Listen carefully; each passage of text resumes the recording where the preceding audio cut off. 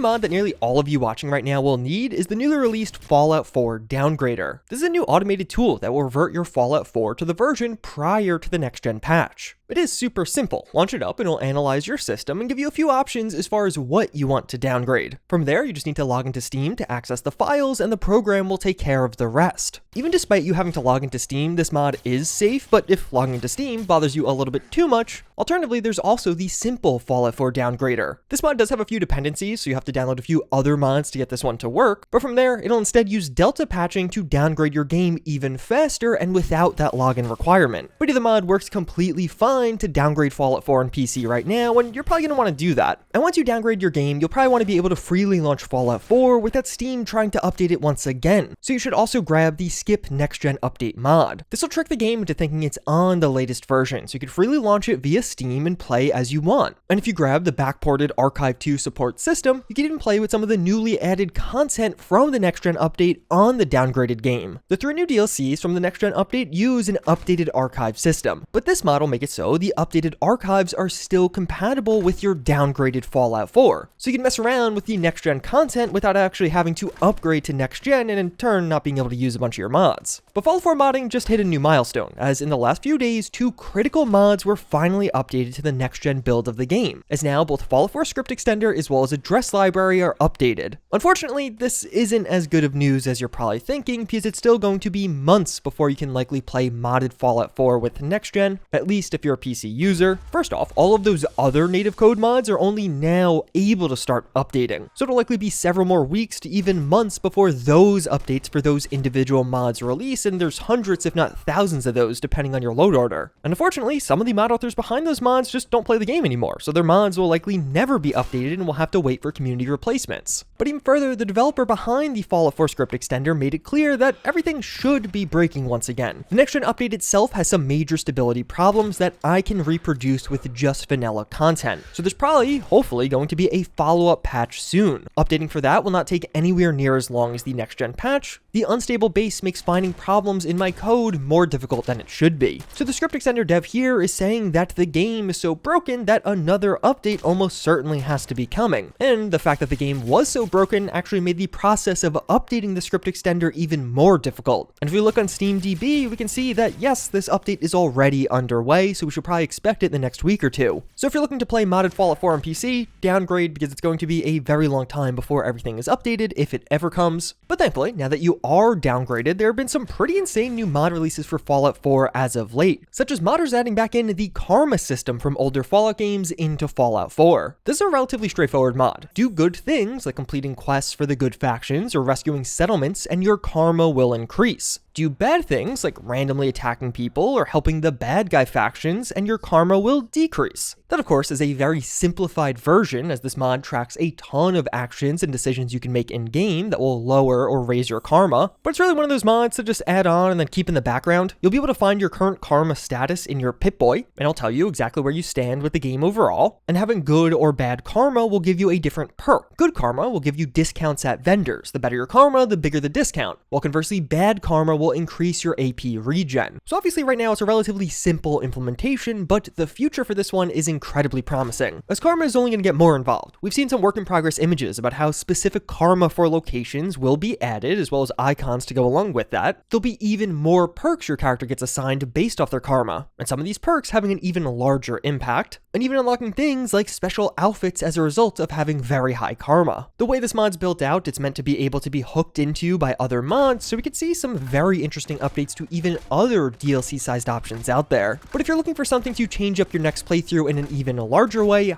Diggity Redux is probably the mod for you. It's going to do 2 major things. On one hand, it relies on the level up menu EX. This will re-implement the skill and perk style of character build into Fallout 4, so you'll just have that in the background, but then on top of that, Diggity will build off of it and add in a bunch of additional content. So it overhauls some of the skill effects, it adds in a ton of new traits for you to choose, as well as over 50 new perks to choose from. With these 2 mods installed, when you start a new game, you'll find yourself picking various traits to add to your character right off the bat. You'll have the ability to tag some of your skills, just like in older games. And of course, there's going to be a lot more flexibility with how you build your character as you're leveling up. One of the core ideas of Diggity is to remove many of those essential perks that you feel like you just need to take every single playthrough, because that's boring, and instead, this will focus more on defined character builds. Like you can see here, I am fully devoted to melee. I can move faster towards enemies, jump higher, and my melee attacks will hit even harder while healing me if I finish off that enemy. This is thanks to a combination of new perks and some of the traits I chose, but some of the most powerful melee abilities will be thanks to me seriously committing to the melee skill and getting deep into that tree. So I could become a melee god because I spent so many skill and perk points on this. Conversely, I'm more of a run and gun shotgunner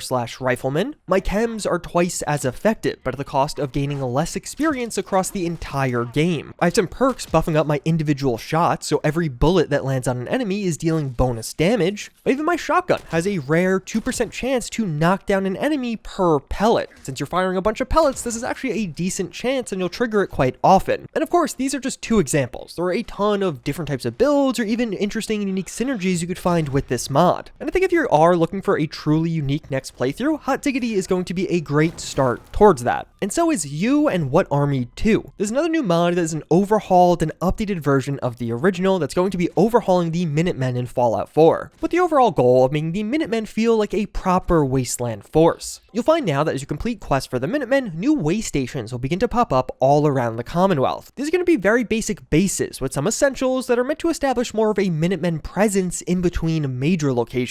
One of the pretty cool parts about this one is you'll be able to see them in waves. The further you get into the Minutemen questline, the more of these way stations that will begin to appear along some of the major routes in the world. At the same time, as you get deeper into the questline, between the way stations and even some of your created settlements, Minutemen patrols will begin showing up. You'll find them wandering about the Commonwealth and even potentially getting to battles with nearby enemies. In a similar vein, as you re-establish the Minutemen, they'll begin to now protect your own supply lines. So your provisioners will now have Minutemen escorts, and there's even some new camp objects. These will increase your defense at settlements while representing your Minutemen advancements. And if you truly want to get into character with this one, you'll also need the Minutemen Enforcer armor. This is a standalone heavy armor for the Minutemen. You'll naturally find it during the questline, and I really like the design of this one. It's modeled off some of the World War I style armors. The armor features some basic customization options, as well as there's some unique variants scattered throughout the world, but I don't want to spoil those. But overall, I think it's just one of those armors that looks really cool and is genuinely befitting of a Minutemen general. But as you could probably imagine, we've also been getting a ton of great Fallout TV show theme mods as well. And what is easily one of the coolest is the new Select Blaster. This is going to add in Lucy's pistol from the Fallout TV show into Fallout 4. This pistol was newly created for the show, but modders added it in already, and this weapon is incredibly well implemented into Fallout 4. You'll find this one in the Vault 114 Overseer's office, which is a really nice touch. Based off the TV show, it looks like this pistol is some kind of Vault-specific weapon, as well as when you actually unlock this one, it'll feature this epic animation. Once you have it, there is a ton in the way of customizability, both visual as well as a bunch of practical modifications you can make. By default, this weapon will fire a new syringe ammo that immediately stuns enemies. This incapacitates them for a short while before they can get back up, exactly how it worked in the TV show as a non-lethal option. And in Fallout 4, it's hilarious. Enemies just flop over right in front of you, but thankfully this is pretty well balanced. This new syringe's ammo is not the same syringer ammo, so crafting these special syringes is pretty expensive. But thankfully, via mods, you could also turn this into a proper laser pistol, dealing tons of damage from afar, or even just mod it to use the Fallout 4 syringer system. You can make use of various syringe types already in the game, and here you could even see some of the alternative animations available for this one, which I too really enjoyed. To me, this is just a great example of a weapon mod done right, taking something that's lore friendly and interesting, but also expanding it enough in Fallout 4's own world. You can also grab Lucy's backpack. This new mod will implement her backpack from the TV show, and it'll add it just outside of Vault 111. The pack looks nearly identical to what we had in the show, and it'll give you 25 additional carry weight. And this too has some modification options. You could change it up into a more traditional looking backpack, or even increase the carry weight bonus up to 55. And honestly, if you're just looking for a simple backpack mod for Fallout 4, this is a pretty fantastic option. But I've seen the polls, I know Lucy isn't the fan favorite character, and instead, that's the Ghoul. And thankfully, the Ghoul's iconic weapon with the MTS-255 Revolver shotgun has been in Fallout 4 for years now. This features a few customization options to determine how exactly you want to use this one. Whether you want it to be a longer range rifle, or even just like the Ghoul in the series, you can have it stubby and firing explosive rounds. so quite literally blow away your enemies. And while I am sure many of you know about this mod already because it was very popular, if you are using this one, make sure you also download the MTS 255 Reanimation and Empowered. The Reanimation will completely overhaul the animations used by the shotgun. Instead of that familiar vanilla option, you're going to now have a far more intense and dramatic reload. I like these. I think the new updated animations make the weapon feel a bit more powerful, but if you download the Empowered mod, this will also rebalance the weapon to literally make it more powerful. It'll be stronger in game and even have some new receiver options, like a semi-auto option, as well as getting some bug fixes for the weapon overall. It's really just a fun weapon to add to Fallout 4 in general. Fallout 4 doesn't have that many great weapon mods, and obviously this one's now lore friendly thanks to the Fallout TV show. But another really cool immersive mod if you're a fan of the Ghoul or Cooper Howard is the Cooper Howard Billboard. This will implement the Cooper Howard billboards all around the Commonwealth, so you can see some of his latest TV or movie projects or even some Vault 4 ads. This is a nice one to keep in the background because as you're adventuring, you'll just stumble upon a nice little callback to the Fallout TV show. And with these new Fallout TV show displays, you can have some awesome callbacks to the show in your own room as well. Displate offers high quality metal posters for all of your favorite franchises. And of course, they have a ton of new options for Fallout. Use my affiliate link down below. I'll get a bit of a kickback and you could even get yourself a nice discount. But with that said, if you're still looking for even more mods for Fallout 4, check out this video for some of the latest DLC sized releases.